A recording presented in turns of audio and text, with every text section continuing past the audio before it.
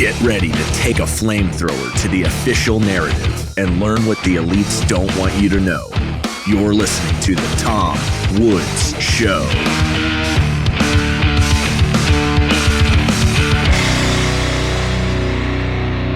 Hey everybody, Tom Woods here. It's episode 2589 of The Tom Woods Show, and I'm very happy to be joined by another Tom DiLorenzo, who is president of the Mises Institute. I used to introduce him as a professor of economics at Loyola University in Baltimore, but I'm quite certain that Tom is pleased to have this new job title and description as compared to that. I mean, Tom, I know no doubt you enjoyed having, the occasional good student, but I know Baltimore was not your favorite place in the world, so at least you don't have to fly back and forth there anymore. Yeah, they used to have benches on the campus that said Baltimore, the best city in America.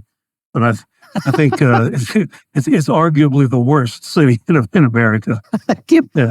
I mean, you can't believe that they even believe that. Like even the people making the sign, right? Delusional. Yeah, totally delusional. Well, I want to talk about. So Tom has a booklet the Mises Institute just published, and it is more or less the transcript of a talk that Tom gave to kick off the most recent Mises University program. And it was called Axis of Evil.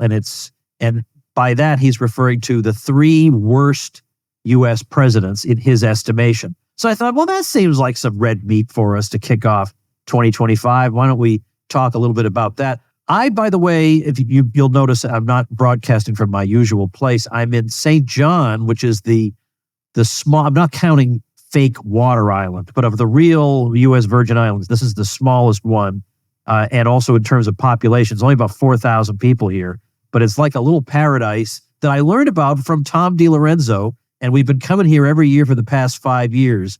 So, and I also noticed, by the way, forgot to bring my hairbrush. And on principle, Tom, I own like 5 hairbrushes. The number of hairbrushes I own is way out of proportion to how much hair I have. And so I refuse to buy another one. So instead, I've been like trying to sculpt my hair. The result is what you see before you. And so I have no jacket. It's like everything's all thrown out of whack. But I want to talk to Tom before we get out of here. So let's start with the president you are most known for writing about. That's Abraham Lincoln. What I want to start off with is simply this.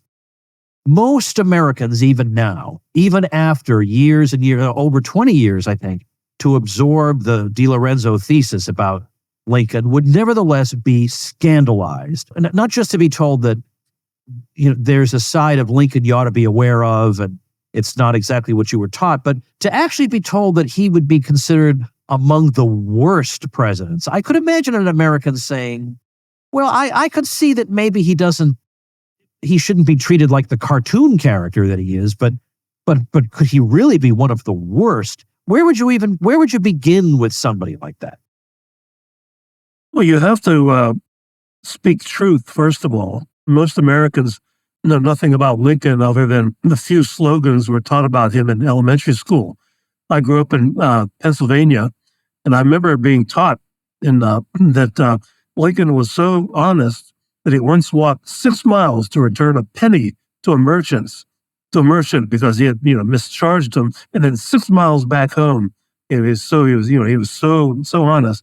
That's the sort of thing Americans are taught about Abe Lincoln, and they know very little. So let's start with that.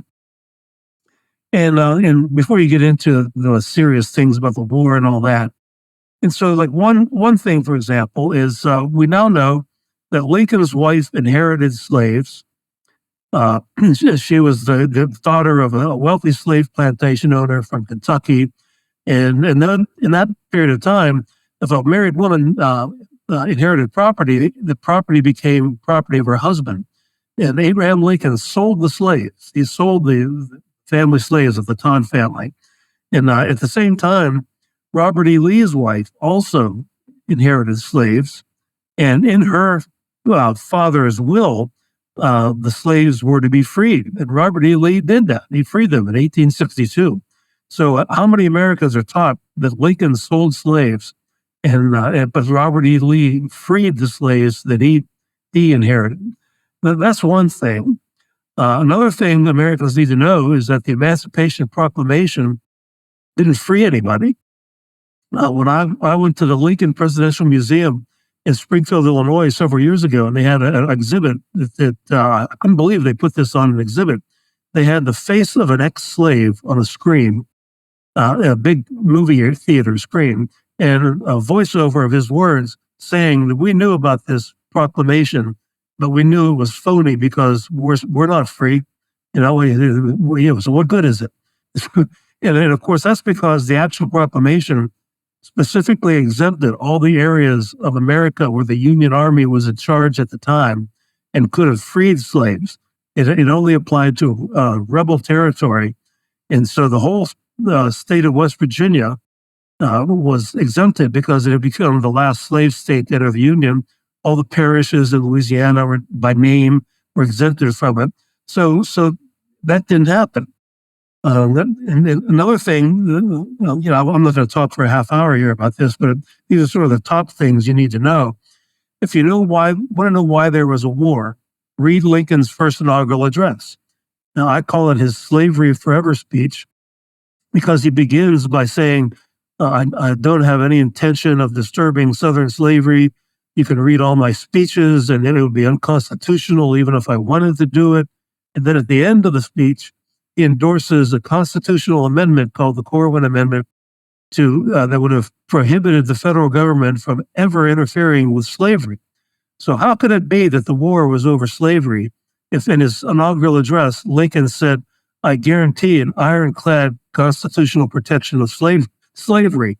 And of course, the War Aims Resolution of the Congress, also called Crittenden-Johnson Resolution, declared to the world that the purpose of the war was to save the Union and not to disturb what they called the domestic institutions of the states, which is slavery.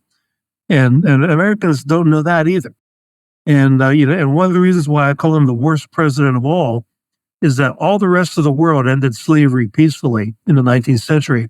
And that included Massachusetts, New York, Pennsylvania, Illinois, all the northern states. I went to an exhibit in New York City some years ago with our old friend, the late Butler Schaefer, and his daughter, Brittany.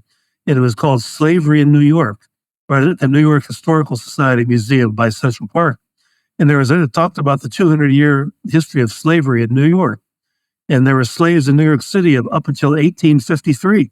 There's a whole book by that name, Slavery in New York.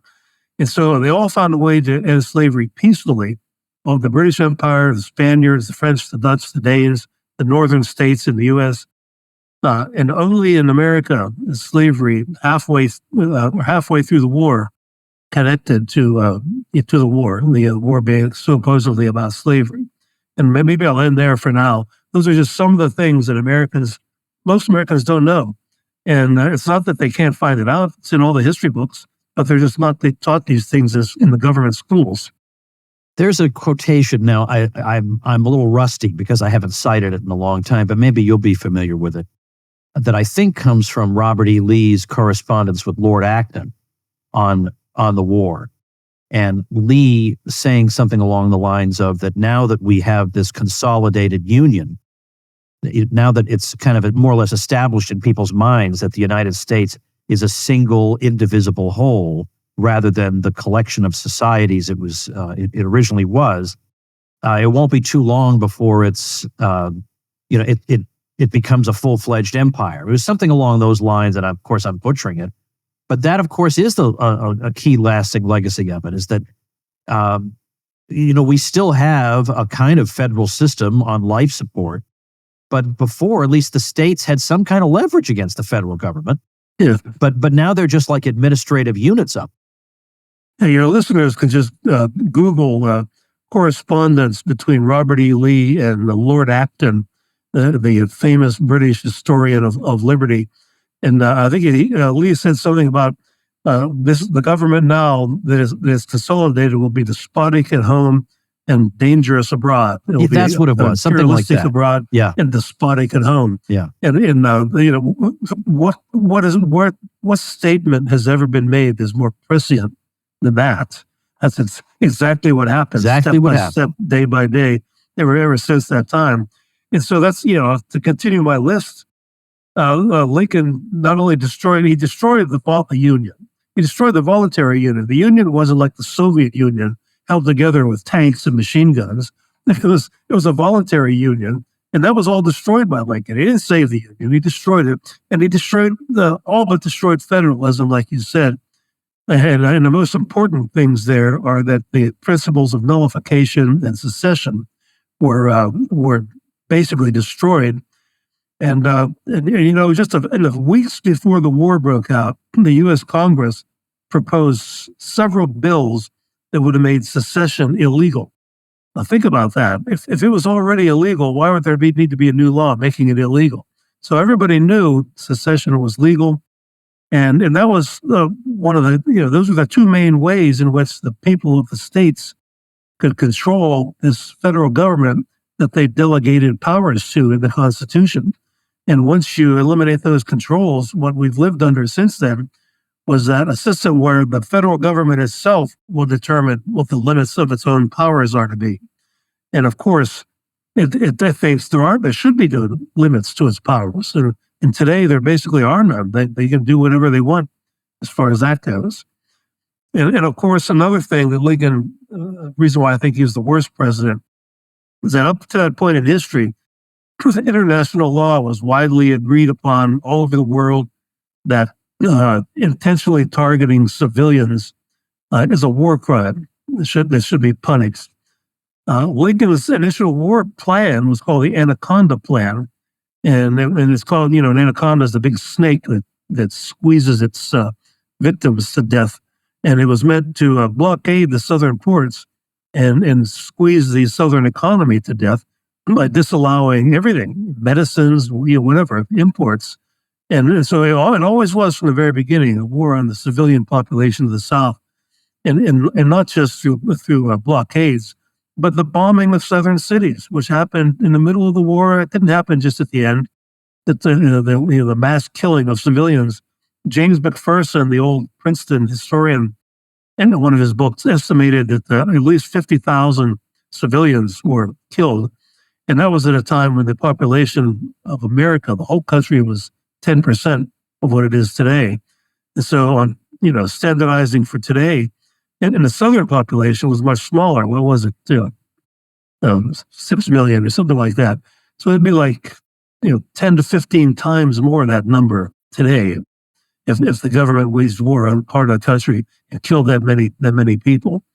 And by the way, the total death toll of the Civil War, for 100 years, the historians said it was 620,000.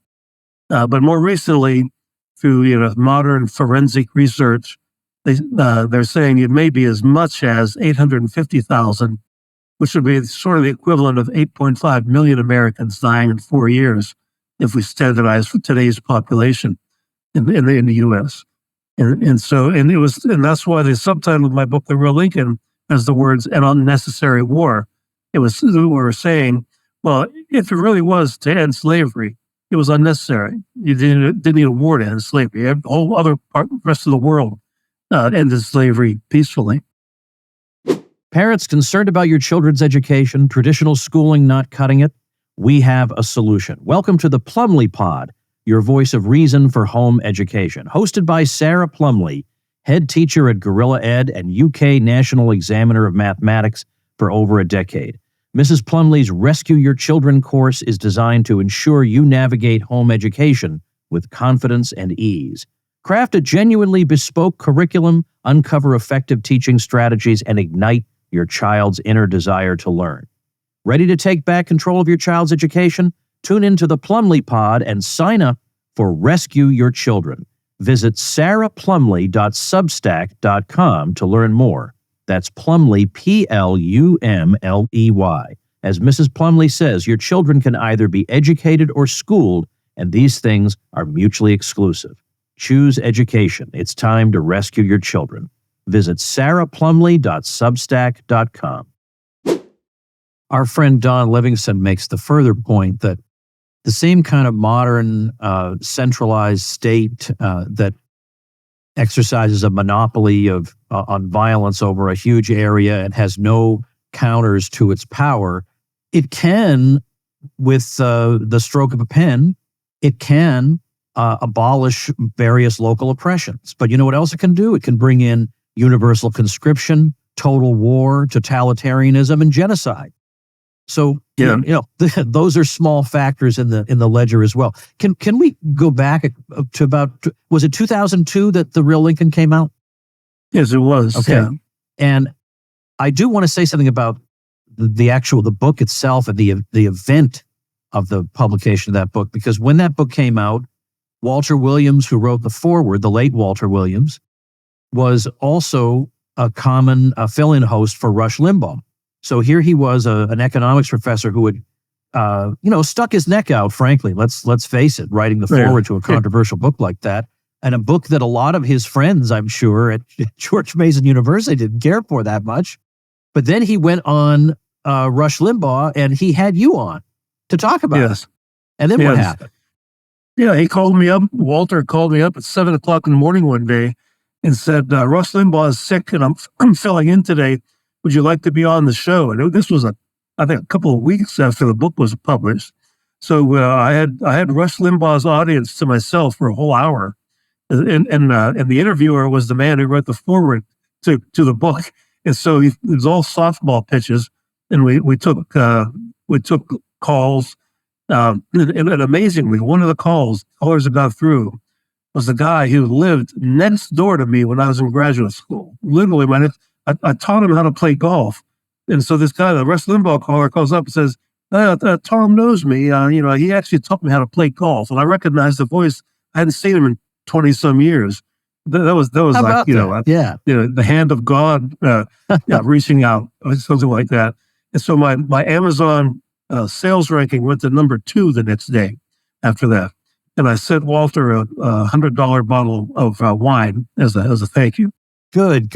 Yeah. That Amazon sales rank, when you hit something like that, any author is, refreshing and checking how it's going, because we've never had that opportunity in real time to get a sense of how we're doing. And number 2, and that's number 2 overall. People have to realize that's number 2 overall. Now, most Americans, all books on Amazon. All books. I have the thing framed. I have a little framed that page from that day. Because, as you and I well know, Tom, most Americans don't read a lot of nonfiction. So you're competing against novels, self-help books, cookbooks, really popular genres. And to hit number 2, the highest I ever got was number 6. Number 2, that is a really, really amazing thing. Yeah, the only book that outsold me at that time was a diet and exercise book by Montel Williams. And he had his own television show, so he had an advantage over me. Right. I was being pilloried and smeared and called a racist by the establishment, and he has his own television show to sell his book on. Well, now that you're long retired from Loyola University, can you just say whether anybody there, did they make your life difficult there at the time that book came out? The time the book came out, I was teaching MBE classes, graduate MBA classes, and they almost immediately kicked me out of that program and put me back in the undergraduate.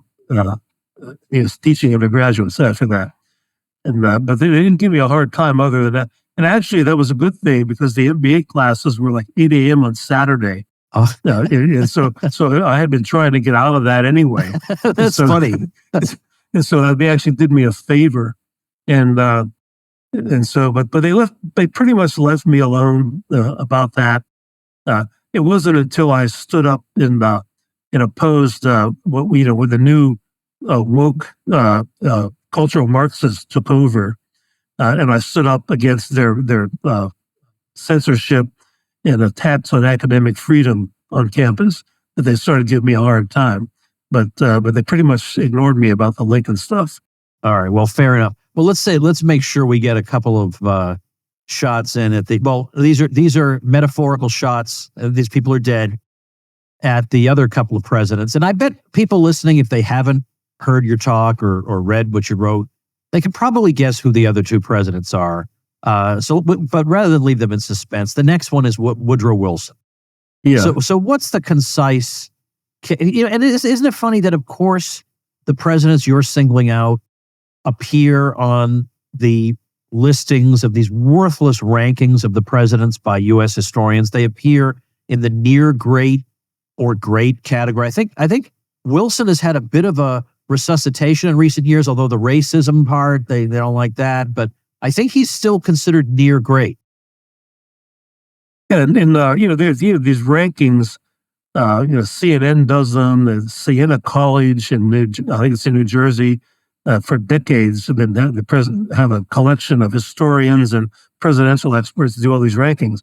In 1982, Woodrow Wilson was ranked number 2, and that means he had to be above either Lincoln or George Washington. I can't remember the exact ranking for 1982, but even today he's down around 13, 14, 15. Although he took a slide when the left discovered that he resegregated the military, and so they took his statue down at Princeton University, and but they still didn't put him in number 45 or something like that. No, that's Trump's spot. In recent years, Trump has been dead last every year, dead last. Whereas Joe Biden, they have him at 13, 14, very respectable, 13 or 14. But Wilson, his so-called new freedom, his agenda, new freedom. Everything bad everything that happened as a result of that is horrible. Income taxation, the Fed, the 17th Amendment for direct election of senators. Before that, senators were appointed by state legislatures, so that if you said, for example, I'm against a central bank, and then you went to Washington and voted for a central bank, they could recall you immediately. You're fired, like Trump said on his television program, and put a new senator in there. But now you could spend the next 5.5 years soliciting campaign contributions from every lobbyist in Washington, and it makes it impossible for you to lose your seat. To hell with the people back home. And then prohibition. He was in favor of alcohol prohibition. How'd that turn out? And so all these bad things. And his campaign slogan when he first ran was, "He kept us out of war." And that was his second run. 3 months later, he asked Congress for a declaration of war to get us into World War I. And 116,000 dead Americans for nothing. Nobody or nothing or no people in America were threatened by anything. Germany wanted peace talks, but England did not. And so as soon as the Americans entered the war, there were no peace talks. And in fact, a case can be made that the German Kaiser had fewer powers than either the American president or the British prime minister at the time, even though, the Germans were made out to be these horrible people by comparison. And Wilson, he put here's Woodrow Wilson, I'm right here, and then here's God down here. He once made a speech where he said, it's too bad that hundreds of thousands of Americans have died in these wars, but in the future, many millions more Americans must die in order for us to have freedom and democracy around the world. Who does he think he was to say millions of Americans must die? He was an imperialist. He ordered the invasion of Mexico 11 times, Nicaragua, Haiti, Dominican Republic, Cuba, Panama, all for big business, all for the big business interests in America. War socialism, he nationalized entire industries, conscription that was put into place again. There was a 20-year sentence for interfering with military conscription. Eugene Debs, the socialist candidate for president, was given a 10-year sentence for merely reading the Bill of Rights in public and opposing the war. And he was stripped of American citizenship. I think it wasn't until the 1970s that they posthumously gave Eugene Debs American citizenship back. Thousands of deserters were imprisoned. The income tax rate started out in 1913 at 7%. If you made $500,000 a year, very few people made $500,000 a year in 1913. But then by 1920, the top rate was 73% on $200,000 of income because of the war. And so, and as you know, Tom, the war is the health of the state. And so there's a ratchet effect Government increases its powers, destroys civil liberties, and it never gives up all of those powers when the war is over. So the size, scope, and power of government always ratchets up. In a world war is the best imaginable thing to do that. And so those are some of the reasons why Wilson, he certainly does deserve to have his statue knocked down at Princeton, but not only for the reason they gave. Wilson's position during World War I was that Americans had a right to travel through a declared submarine zone while sailing on an armed, belligerent merchant ship carrying weapons of war, which is a very strange position to try to vindicate, because basically nobody ever vindicated that position. Yeah. I mean, it's shortly before that war, but just less than 10 years before, the Russo-Japanese War was happening, and Norway said to its citizens, if you are stupid enough to travel through a declared war zone, we're not going to war to avenge your death. How much is it to ask to just stay the hell out of there? Yeah, that was a false flag. That kind of thinking, going back to Lincoln a little bit, the famous Robert Penn Warren, author of All the King's Men, famous author, he wrote a little book in 1960 called The Legacy of the Civil War. Time magazine asked him to write this book. And one of the things, the real striking things he said was, at the end of the war, the U.S. government claimed to have a treasury of virtue. And by that, he meant whatever the U.S. government did from then on was virtuous because of the fact that it was the U.S. government doing it. And Robert Penn Warren mentioned World War I, World War II, don't question us.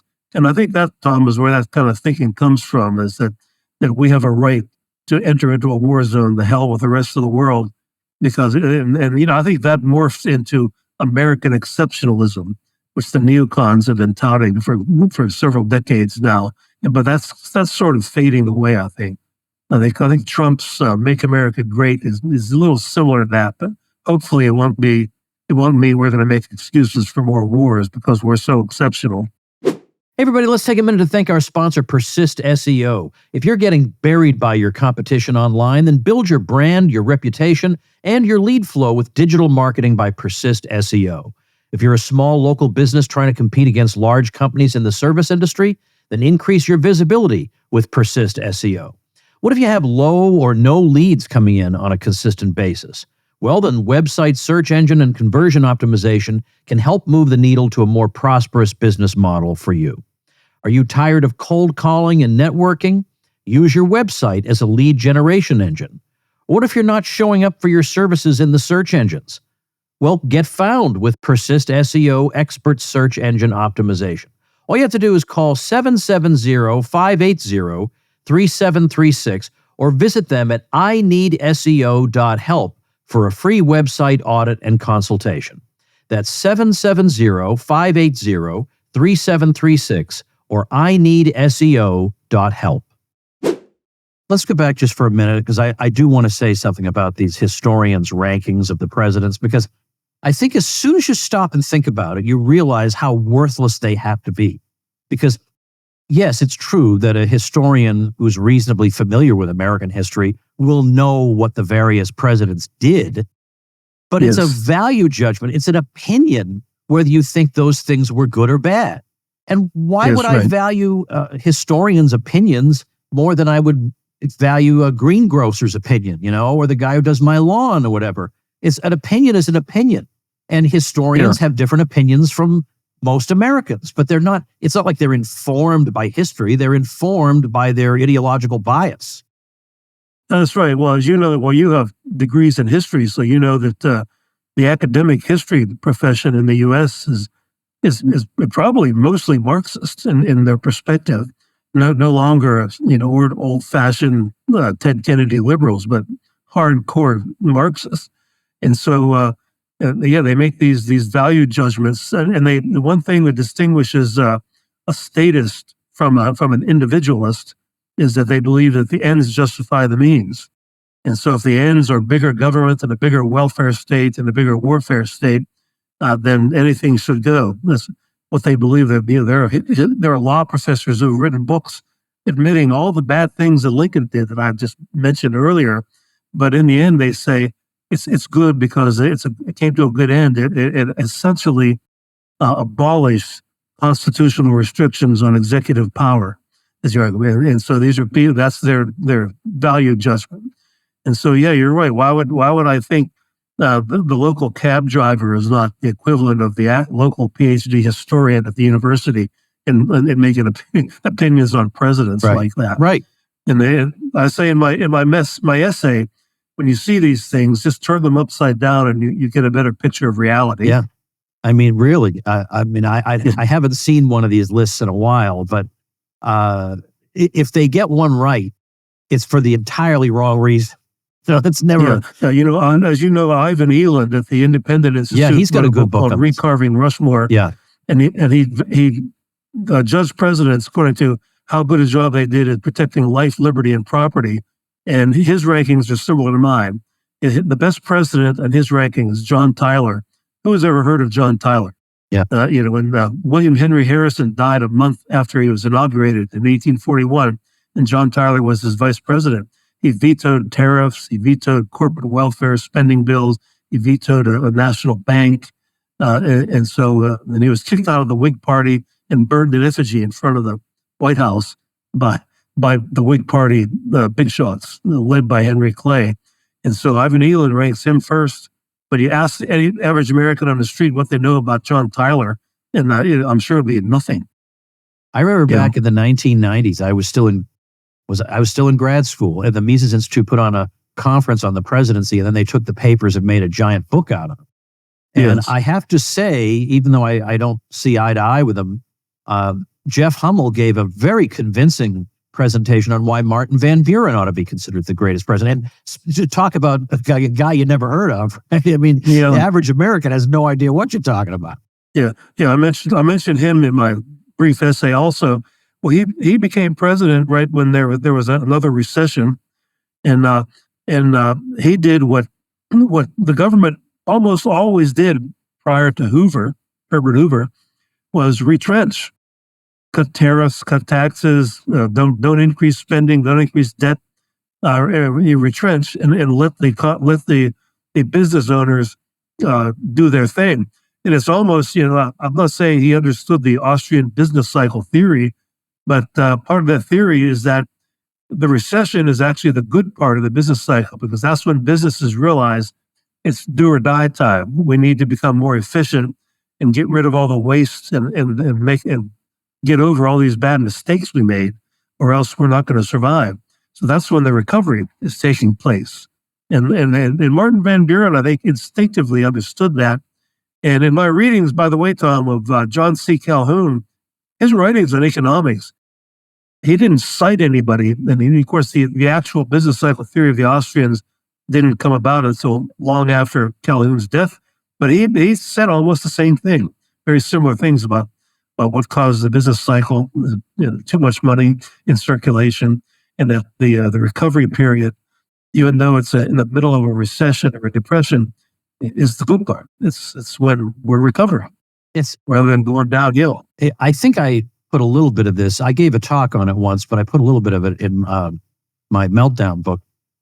Is that if you look in the 1830s at some of these, I wouldn't call John C. Calhoun a Jacksonian for obvious reasons, but if you look at some of the Jackson sympathizers, some of them really did have at least a rudimentary understanding, because they saw the ups and downs of economic activity and various crazes and when there would be crashes, and they drew conclusions about the artificial creation of money and the way privileged banks are leading to this kind of cyclical pattern.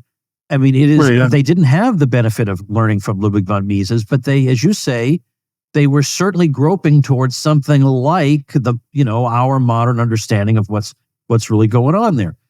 So, but let's go on to the third. Third one, of course, is Franklin D. Roosevelt. And to me, one of the worst things here is that nowadays, because everybody thinks they know the lessons of the 1930s, they conclude that if there's an economic downturn, well, we have to do what FDR did because that worked really well. That's what I mean, right? And we still see that. Yeah. That lie has been told for all these years now. But, the unemployment rate in 1929 was, I believe it was 2.3%, the official government unemployment rate. But by 1940, it was still in the area of 19%. And so despite all the New Deal, the eve of World War II, the unemployment rate was many times more than it was at the beginning. So, and in fact, everything Roosevelt did made the Great Depression worse and deeper and longer lasting. The first New Deal, the first 2 years, he tried to cartelize the whole economy, create cartels in agriculture and manufacturing, and by putting price supports on everything. And if you take any Econ 101 class, you're taught that what cartels and monopolies do is they restrict production. And so if you restrict production, you're going to also restrict employment. And so he actually made unemployment worse. And then what's called the Second New Deal after 1935, we had all these taxes on employment, the unemployment insurance tax, the Social Security tax, and that made it more expensive to hire people. They had legislation that was friendlier to unions, which allowed unions to increase wages in some industries during the Depression, when the only way to save your job is to take at least a temporary pay cut, not an increase. So even more people were priced out of a job then. And then the massive tax increases to finance all the public works, that took more resources out of the private sector and destroyed more jobs. And that's why unemployment was actually worse. And World War II did not end the Great Depression, as you know. It ended unemployment because how many 11 million men were sent overseas, and but sitting in a foxhole in Germany in January is not the same as going home to your family every night after a day's work in your hometown. And so the recession economy didn't really pick up till the war ended. And from 1945 to 1948, there was a 2/3 reduction in the federal budget in absolute dollars because of the demobilization of the military. And our friend Bob Higgs pointed out that 1946 was the best year ever in private sector GDP growth, 30% in 1 year, the private consumption and investment spending. There's never been a year like that. And of course, the Keynesians and the leftists in general were all saying that, well, this should cause another Great Depression, but exactly the opposite happened. And they still lie about this today. If they don't ignore it, they'll lie about it. Yeah, I think I might have given a Mises talk. It's called something like, I don't know if it was Keynesianism versus American history, but it was like, we're in effect, to the extent that it's possible to test out an economic claim, we tested that thing out. I'll say, maybe about 10 or 12 years ago, there was an economist, a UCLA professor named Ohanian, and he was a very big shot in the economics profession. He was one of the editors of the American Economic Review, which is the flagship peer-reviewed journal of the American Economic Association. And this was in the Journal of Political Economy that he published this, which is probably the second biggest journal in the economics profession. And he said that the Great Depression made unemployment worse. And the thing the Austrian school had been saying since the 1930s, they finally discovered this. And I wrote an article on Mises.org about that, about congratulating the mainstream of the economics profession after 70 years of finally understanding that what they teach to their undergraduates in Econ 101 is true. It really is true. You try to cartelize the whole economy and create monopolies everywhere, you're going to have a restriction in production and employment. And it was like a light bulb went off in his head, but it's almost farcical. And unfortunately, he did not cite the book Out of Work by our friend Rich Vedder and Lowell Galloway. It was all about this. It had been published many, many years before this article in the Journal of Political Economy. But when that article came out, somehow it suddenly, in effect, validated the Lowell and the Galloway and Vedder work, because now the establishment is acknowledging more or less the same thesis. It's become allowable to say it. There are gatekeepers in every discipline, as you know, in academic discipline. And it's hard to break into that. That's why so many people like the Mises Institute, we create our own journal. And it doesn't have the readership as the others. But the field of economics has become so polluted with higher mathematics that provides a big opening for people like the Austrians. But we don't ignore mathematics, but we also have a large literary tradition in economics. After all, The Wealth of Nations, the famous book by Adam Smith, there's not a single mathematical equation in it. And so what are we supposed to do? Burn it? Yeah. And I had all the other books at that time. Well, I want to say a couple quick Mises Institute related things. Number one is I'm really happy to be doing an event with Dr. Robert Malone and you in Phoenix in April of 2025. So I'll put the details on that in the description of the video and also at tomwoods.com/2589, the show notes page. It's an event in Phoenix, end of April 2025. So because 2025, if you use coupon code WOODS25, you get $15 off the admission.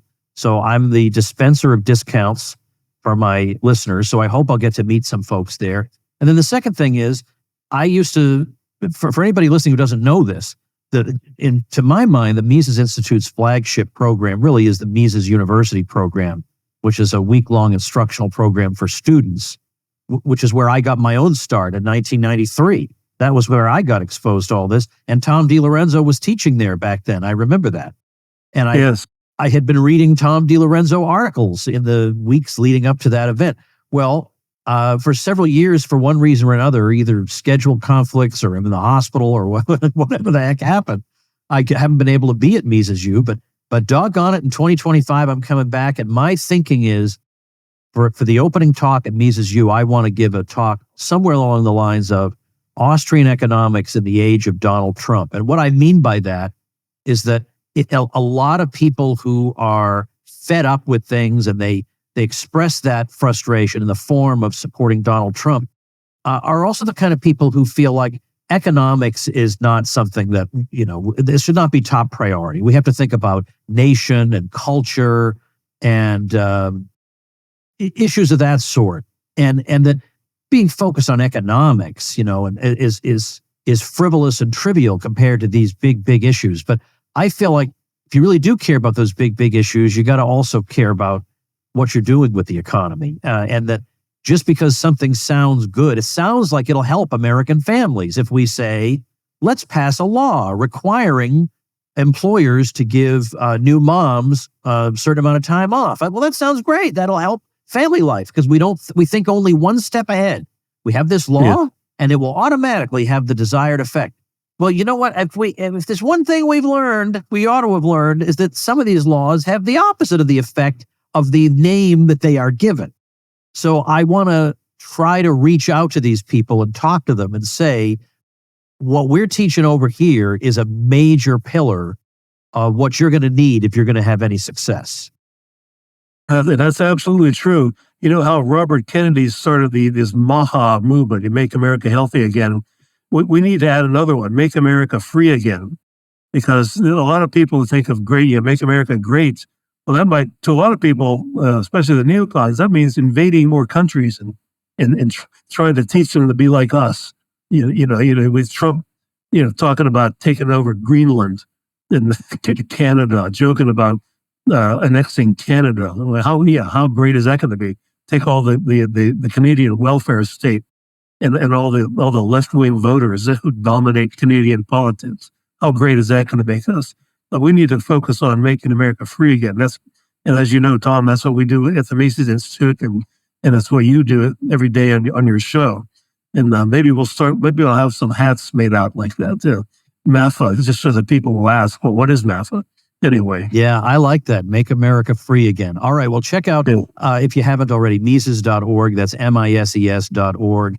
It is the greatest repository of truth in the history of mankind, and Tom serves as its distinguished president. So, Tom, thanks so much for your time, and glad to be speaking to you from beautiful St. John, which I'm so happy you recommended to me. I'm very jealous. Maybe next year I'll show up and surprise you down there. That'd be great. All right. Thanks, Tom. And thank you, ladies and gentlemen. Make yourself and those you love less vulnerable to the regime, both mentally and physically. Get more forbidden information at tomsfreebooks.com and be sure to subscribe to the show wherever you listen. See you next time.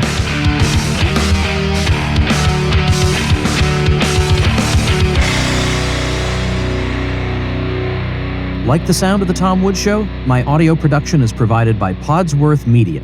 Check them out at podsworth.com.